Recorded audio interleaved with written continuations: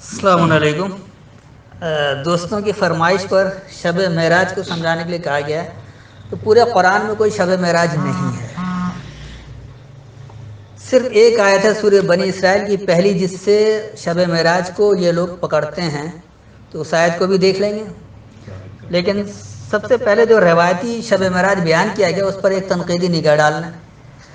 تو پورا واقعہ تو نہیں بیان کروں گا، وہ آپ سب نے پڑھا ہے، صرف اس پر جو سوالات بنتے ہیں وہ بتاتے ہیں۔ سب سے پہلے یہ کہتے ہیں کہ اللہ کے رسول جو ہے ام ہانی کے گھر پر آرام فرما رہے تھے، وہاں جبریل آئے اور لے کر چلے مسجد اقصیٰ کی طرف، اور وہ بھی براق کے اوپر بٹھا کر تیز ترین سواری۔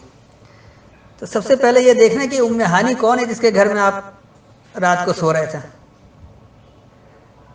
بے شک ام ہانی علی کی بہن ہے، ان کی کزن ہے، لیکن وہ ایک جوان بیوہ عورت ہے جس کی شادی کے 1 ماہ بعد ہی اس کا شوہر مر گیا اور وہ تنہا اپنے گھر میں رہتی ہے۔ تو آپ کی کزن ہی کیوں نہ ہو، آپ کی خالازاد بہن، چچازاد بہن، پھوپھیزاد بہن، کوئی بھی آپ کے فرسٹ کزن، سیکنڈ کزن کوئی بھی ہو، اور وہ اگر جوان بیوہ ہو، آپ اس کے گھر میں جا کر رات میں رہیں گے تو یا آپ کردار سازی کر رہے یا کہ بلکہ بد کرداری پیدا کر رہے ہیں۔ تو یہ سوچنا چاہیے کہ اللہ کے رسول جوان اور ایک جوان بیوہ عورت کے گھر میں جو تنہا رہتی ہے، اس کے یہاں گھر میں رات کو اپنے گھر نہیں تھا، جبکہ گھر بھی قریب۔ تو ایک تو یہ ہے کہ یہ سب سے پہلا الزام ہے، یعنی کردار کشی کی گئی اللہ کے رسول کی کہ ام ہانی کے گھر میں سو رہے تھے۔ پھر یہ کہا کہ جی جبرائیل آئے اور وہ لے کر براق پر انہوں نے چڑھایا اور لے کر مسجد اقصیٰ گئے۔ ایک طرف یہ کہتے ہیں کہ اللہ کا گھر تو کعبہ ہے، بیت اللہ، اور اللہ کے یہاں لے جانے کے لیے بیت اللہ وہ اقصیٰ لے کر جا رہے ہیں، مسجد اقصیٰ لے کر جا رہے ہیں، تو اللہ کے یہاں جانے کا راستہ وہاں سے گھر یہ ایک عجیب سی بات ہے۔ اچھا اس کو بھی چھوڑ دیں، چلیں براق پر بیٹھے اور وہاں پہنچے۔ وہاں یہ کہہ رہے کہ تمام لوگ موجود تھے اور پھر اللہ کے رسول انتظار کر رہے تھے کہ کیا ہوگا، کہ فرشتے نے ہاتھ پکڑا اور آگے امامت کے لیے کھڑا کر دیا، اور آپ نے وہاں نماز پڑھایا امامت کی۔ تمام انبیاء ابھی نماز تو ملی ہی نہیں تھی، تو ملنے سے پہلے انبیاء کو کون سی نماز پڑھائیں اور کس طرح سے پڑھایا، تو یہ کس نے بتایا تھا کیسے پڑھنا ہے، کس طرح پڑھانا ہے؟ اور پھر یہ کہا کہ تمام مقتدی جو ہیں یہ وہ تمام انبیاء ہیں جو گزر چکے ہیں۔ پھر کہتے ہیں کہ جی براق پر سوال کیا اور آسمان پر لے گئے، بلندی پر لے گئے، پہلے آسمان پر پہنچے۔ بلکہ اس پر ڈاکٹر اسرار کی بڑی لمبی تقریر بھی آئی ہے کہ پورا ہسٹوری انہوں نے بیان کیا ہے کہ کون ہے دروازہ کھٹکھٹایا ہے کہ رسول ہے۔ تو بہرحال میں ان سب تفصیلات میں نہیں جاتا ہوں۔ یہ کہا کہ پہلے آسمان پر گئے تو وہاں آدم سے ملاقات ہوئی۔ اب سوال یہ پیدا ہوتا ہے کہ آپ یہ کہہ رہے ہیں کہ تیز ترین سواری براق ہے، نیچے آپ نے آدم کو مقتدی بنایا ہوا تھا، اور محمد رسول اللہ جو ہے وہ امام تھے، اور امام کو رخصت کرنے کے بعد سب گئے، امام کو پہلے رخصت کیا گیا ہے۔ وہ امام پہنچ رہا ہے اور اجازت مانگ رہا ہے تو اندر آدم استقبال کر رہا ہے۔ تو آدم کس سواری پر گیا جو رخصت کرنے کے بعد گئے اور پہلے پہنچ گئے اور پھر وہاں استقبال کر رہے؟ تو تیز ترین سواری تو وہ ہوئی جس پر آدم گئے، تیز ترین سواری تو یہ نہیں ہوئی، یہ بھی ایک جھوٹ ہے۔ اچھا پھر اس کے بعد انہوں نے کہا کہ جی دوسرے پر جو وہ عیسیٰ اور یحییٰ ملے، اور تیسرے پر ان تمام تفصیل کو چھوڑ دیتے ہیں، ہم ڈائریکٹ اوپر پہنچ جاتے ہیں کہ جی چلیے آگے چلے گئے، سدرۃ المنتہا تک چلے گئے، اور پھر اللہ نے جو 50 وقت کی نماز دے دی، اور محمد رسول اللہ خوشی خوشی نیچے آئے۔ موسیٰ سے ملاقات ہوئی، موسیٰ نے کہا کیا ملا، بتایا 50 وقت۔ موسیٰ نے کہا کہ بہت زیادہ میرا تجربہ ہے، قوم نہیں کر سکی کہ آپ جا کر کم کروائیں۔ پھر اوپر گئے کم کروانے۔ اب یہاں پھر ایک بیوقوفی دیکھی کہ جس اللہ نے 24 گھنٹے کا رات و دن بنایا، اس اللہ کو اتنا خیال ہی نہیں تھا کہ میرے بندے جو ہیں وہ کس طرح دن بھر میں 50 وقت نماز پڑھیں گے، اور جس رسول کو دیا جا رہا کہ وہ نہیں کہہ سکا کہ میری قوم کیسے 50 وقت کی نماز پڑھے گی۔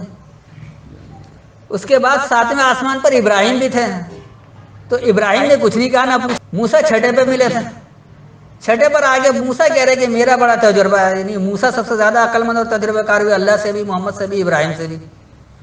اور موسیٰ کے کہنے پر اوپر گئے، کہا کہ اللہ کم کر دے، تو اللہ نے 5 کم کر دیا، 45 دے کر بھیج دیا۔ پھر موسیٰ نے کہا کہ کیا ملا، پھر بتایا کہ 5 کم ہوا، پھر واپس بھیجا کہ نہیں ابھی بھی زیادہ ہے. اس طرح کر کے یہ 9 مرتبہ بھیجواتے ہیں اور کہتے ہیں کہ اب آخر میں 5 رہے گی. موسیٰ نے پھر کہا کہ اب بھی جاؤ زیادہ نہیں ہو سکے گا، تو کہ نہیں اب مجھے شرم آتی ہے. سوال یہ پیدا ہوتا ہے کہ کوئی انسان شرم تو پہلی بار محسوس کرتا ہے، دوسری بار بھی محسوس کر لے گا. جو 9 مرتبہ جا چکا اب تو اس کی شرم جھجک ویسے ہی ختم ہو گئی. اب 10ویں بار کیوں شرم آ گئی؟ 10ویں بار بھی جا کے 5 بھی پورا معاف کروا لیا تھا، ہی نہیں نماز، اس کو چھوڑ دیں. تو یہ تو سرے سے غلط ہے کہ کچھ ہے ہی نہیں. اچھا پھر آگے تو اب یہ بتا دیا کہ نماز کیسے پڑھنا ہے، کیا کرنا، اذان وغیرہ پھر یہ بھی نہیں پتا تھا. اب یہاں آئے تو پھر وہ کوئی کہتا ہے بلال سے اذان ملی، کوئی کہتا ہے عمر نے خواب میں دیکھا کہ اذان کیسے دینا ہے. نماز کیسے پڑھنا ہے وہ پھر جبریل نے بتایا. تو یہ ساری ایک کہانی ہے، تو میں اس پر تفصیلاً نہیں جا رہا ہوں. ایک مختصراً اس کا کر کے اور مختصراً جو سوالات کے اس کا جواب بھی نہیں ہے. تھوڑی سی آدمی عقل استعمال کرے تو فوراً پتہ لگ جائے کہ کتنا بلنڈر، یعنی کس قدر جھوٹ گھڑا گیا ہے اور کیسی کہانی بنائی گئی ہے، الف لام داستان جس کا کوئی سر پیر نہیں ہے. اب آج جو قرآن سے حوالہ دیتے ہیں کہ جی اس آیت سے ہم لیتے ہیں، اس کو سمجھا رہے ہیں کہ ہمارا کام تو ہم قرآن کے طالب علم ہیں، قرآن کو سمجھنا اور قرآن کے احکامات پر عمل درآمد کرنا ہے. تو اس کے لیے جو یہ آیت کا حوالہ دیتے ہیں سورہ بنی اسرائیل کی آیت نمبر 1. آئیے اس کو دیکھ لیں. یہاں اللہ کیا کہہ رہا ہے؟ سبحان الذی اسری بعبدہ لیلا من المسجد الحرام الی المسجد الاقصی الذی بارکنا حولہ لنریہ من آیاتنا انہ هو السمیع البصیر. اب یہ جو حافظ نذر احمد کا ترجمہ ہے، یہ کہہ رہے ہیں پاک ہے وہ جو اپنے بندے کو راتوں رات لے گیا مسجد حرام خانہ کعبہ سے مسجد اقصی بیت المقدس تک، جس کے ارد گرد اطراف کو ہم نے برکت دی ہے تاکہ ہم اسے اپنی نشانیاں دکھا دیں. بے شک وہ سننے والا دیکھنے والا ہے. اور اگلی آیت جو فوراً ہے وہ آتینا موسیٰ الکتاب، ہم نے موسیٰ کو الکتاب دیا. لیکن پہلی آیت محمد کے بارے میں کہی گئی تو دوسری فوراً موسیٰ کے بارے میں.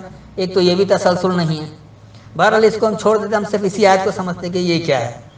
سبحان الذی، سبحان سبے سے ہے کہ ہم فرما برداری اختیار کرتے ہیں، وہ جو کہ اسرا لے چلا بعبدہ ہی اپنے تابعداروں کو، لیلا من المسجد الحرام تاریکی چھوڑی فرما برداری کی جگہ والی تاریکی سے، الی المسجد الاقصی دور فرما برداری کی جگہ، الذی بارکنا وہ جو کہ ہم نے برکت رکھا، حولہ اس کے ارد گرد، لنریہ من آیاتنا ہم اپنی آیتوں سے اسے دکھانے کے لیے. آیتوں پر عمل کریں گے تو اس کے مطابق برکت ملے گی، صرف ایسے کوئی جگہ نہیں ہے. ورنہ یہ ہمارے ایک فرقہ کہلاتا ہے بہائی فرقہ. بہائی والوں نے مسجد اقصی اور مسجد حرام کے درمیانی جگہ کو انہوں نے لے لیا ہے. وہ کہتے دیکھو اللہ نے کہا کہ اس کے درمیان ہم نے برکت رکھا، یہ جگہ ہمارے پاس ہے لہٰذا برکت والے ہم ہیں. تو یہ بھی غلط ہے. انہ هو السمیع البصیر، بے شک وہ وہی سننے والا دیکھنے والا ہے. تو یہاں اللہ کہہ کیا رہا ہے؟ اللہ کہہ رہا ہے کہ ہم اسی کی فرما برداری اختیار کرتے ہیں. یہ سبحان 2 کا صیغہ آتا ہے، نہیں انسان کہہ رہا ہے اس کے لیے، اللہ کے لیے، کہ ہم اسی کی فرما برداری اختیار کر رہے ہیں جو لے چلا اپنے تابعداروں کو تاریکی میں چھوڑی فرما برداری کی جگہ سے دور فرما برداری کی جگہ. مثلا یہاں اگر فرما برداری نہیں ہو پا رہی ہے، ہم اس نظام کو نافذ نہیں کر پا رہے، تو ہمیں چاہیے ہم ایسی دور والی جگہ چلے جائیں جہاں ہم اللہ کی فرما برداری اختیار کر سکیں. الذی بارکنا حولہ، وہ جو اس کے ارد گرد ہماری برکت ہے. جب آپ اس پر عمل کریں گے تو ارد گرد سے برکتیں آئیں گی، جو آپ کو اس کا نتیجہ ملے گا، اچھا نتیجہ. اور دکھانے کے لیے اپنی آیتوں سے، آیتوں کے مطابق عمل ہوگا اسی کے لیے. تو بے شک وہی وہ سننے والا دیکھنے والا ہے. تو اس میں یہ کہیں یہ بات ہی نہیں ہے کہ پھر آسمان پر گئے یا معراج ہوا یا کچھ ہوا، یہ قطعی کوئی بات نہیں ہے. تو میرے خیال میں اس کی وضاحت ہو گئی ہوگی، بس کافی ہے. السلام علیکم.